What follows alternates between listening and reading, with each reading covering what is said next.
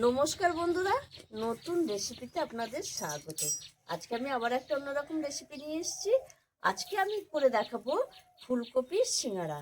এই শীতের দিনে বিকালে যদি এরকম একটা স্ন্যাক্স হয় বা এরকম একটা সিঙ্গারা হয়, তাহলে এই শীতকালের দিনে বিকালটা পুরো জমে যাবে চায়ের সঙ্গে।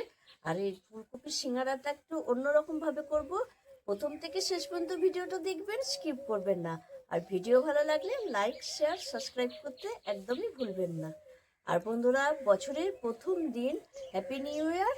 আপনাদের সকলকে আমার তরফ থেকে শুভেচ্ছা, অভিনন্দন ও ভালোবাসা। আপনারা ভালো থাকবেন, সুস্থ থাকবেন।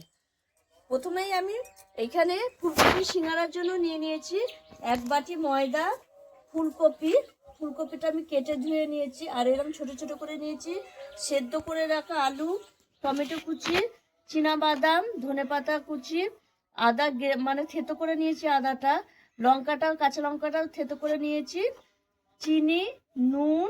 আর এখানে একটা ভাজা মশলা করব, তার জন্য নিয়ে নিয়েছি গোটা ধনে, গোটা জিরে, শুকনো লঙ্কা, এলাচ, লবঙ্গ, দারচিনি। আর এখানে নিয়ে নিয়েছি হলুদ গুঁড়ো, লঙ্কা গুঁড়ো, জিরে গুঁড়ো, 5 ফোড়ন আর হিং। আর মেন উপকরণ এই যে ঘি। প্রথমে আমি ময়দাটা একটু মেখে নেব। আর ময়দাটা আমি চেলেই নিয়ে এসেছি।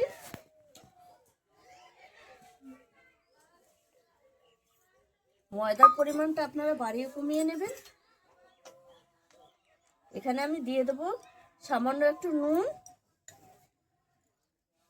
1 চামচ মতো চিনি, আর যেটা দেব এটা হচ্ছে ঘি। ঘিটা দিলে ময়ামটা ভালো হবে, খাস্তা হবে, সিঙ্গারাটা খাস্তা হবে। 1 চামচ আর একটু দেব, দিয়ে আমি এই ময়ামটা ভালো করে করে নেব। দেখুন বন্ধুরা, আমি এই ঘি দিয়ে ভালো করে ময়ামটা করে নিয়েছি। আর এই দেখুন ময়ামটা হয়ে গেছে। বুঝবেন কি করে? এই মুঠ করলে মুঠ হয়ে যাচ্ছে, আর মুঠটা টিপে দিলেই ছেড়ে যাচ্ছে। এর মধ্যে আরও কিছু উপকরণ আমি দেব, যেমন দেব কালো জিরে। কালো জিরে দিলে তো খুব খেতে ভালো লাগে সিঙ্গারা।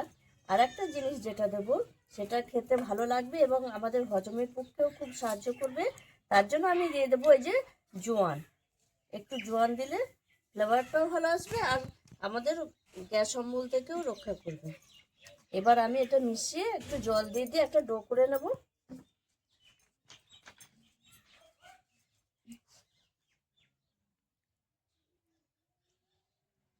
অল্প অল্প জল দিয়ে আমি একটা ডো করে নেব।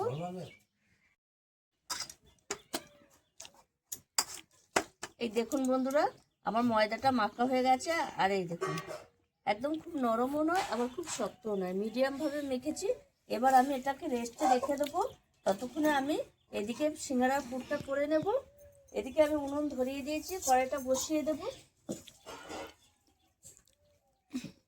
কড়াইটা গরম হোক।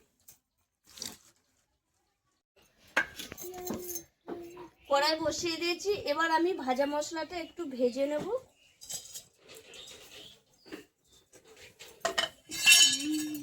ভাজা মশলা মানে এটা গোটা মশলাটা একটু ভেজে নেব, হালকা করে ভাজবো। এই দেখুন বন্ধুরা, মশলাটা ভাজা হয়ে গেছে, ঢেলে রেখেছি। এবার আমি কড়াই দিয়ে দিয়েছি সর্ষের তেল। আর যেটা এখন দেব সেটা হচ্ছে 5 ফোড়ন, একটু বেশি করে দেব।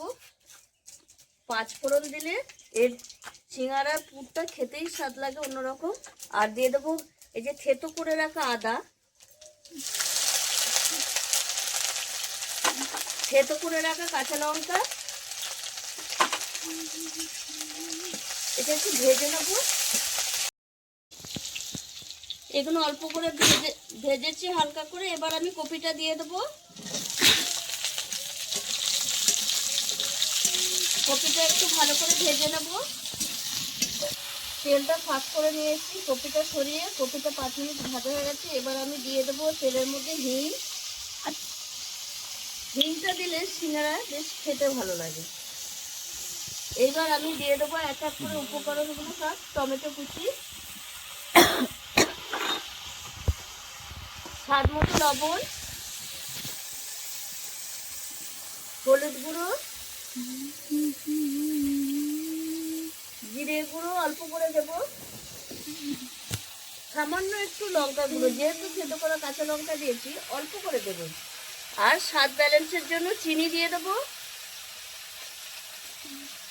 একটু বেশি করে দেবো, তাহলে সিঙ্গাড়াটা বেশ খেতে ভালো লাগবে।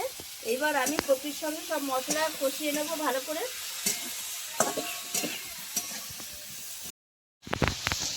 কপি ভালো করে কষিয়ে নিয়েছি।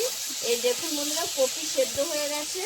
এই দেখুন, এইবার আমি এই সেদ্ধ করে রাখা আলুটা গ্রেট করে মানে একটু ম্যাশ করে দেবো।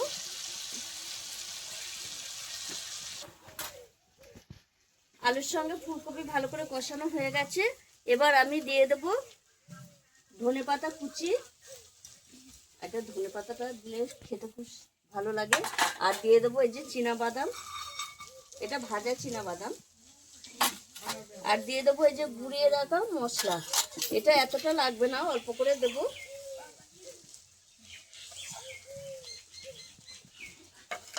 দিয়ে একসঙ্গে সব কিছু মিশিয়ে নেব। দেখুন বন্ধুরা, আমার পুরটা রেডি হয়ে গেছে, ফুলকপির পুরটা। এবার আমি নামিয়ে নেব। এটা নামিয়ে ঠান্ডা করে নেব।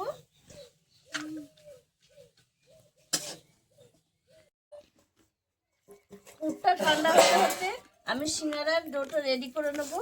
এবার আমি একটু ভালো করে মেখে নেব, হাওয়াটা বের করে নেব।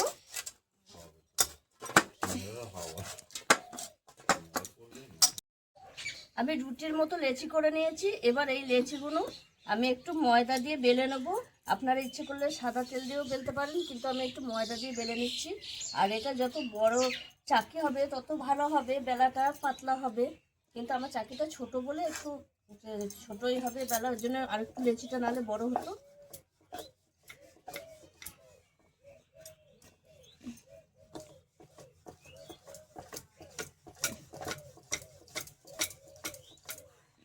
বড় করে এই চাকির সমান বেলবো। আমি এটা একদম গোটা চাকরি এতে বেলে নিয়েছি। এবার এটাকে আমি 4 ভাগ করব।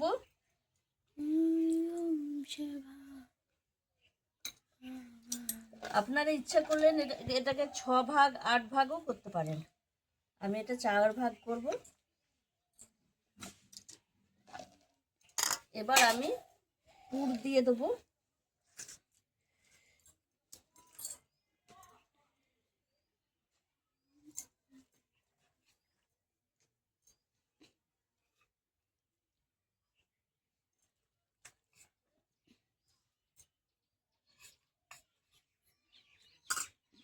একটু কমিয়ে নিতে হবে, পুরটা বেশি হয়ে গেছে।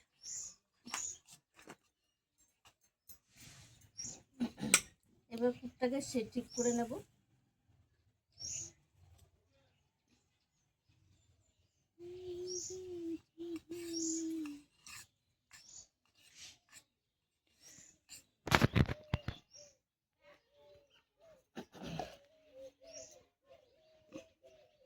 এবার আমি এই যে এই একটা মুখ এইভাবে নিয়ে নেব, নিয়ে এই যে এইভাবে দেব।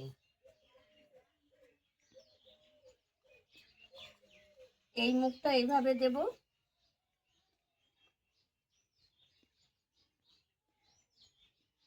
এই মুখটা এইভাবে দেব।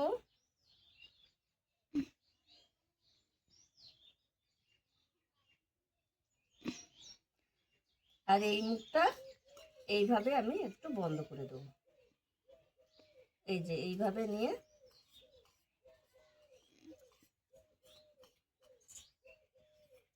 এইভাবে ভালো করে বন্ধ করে নেব।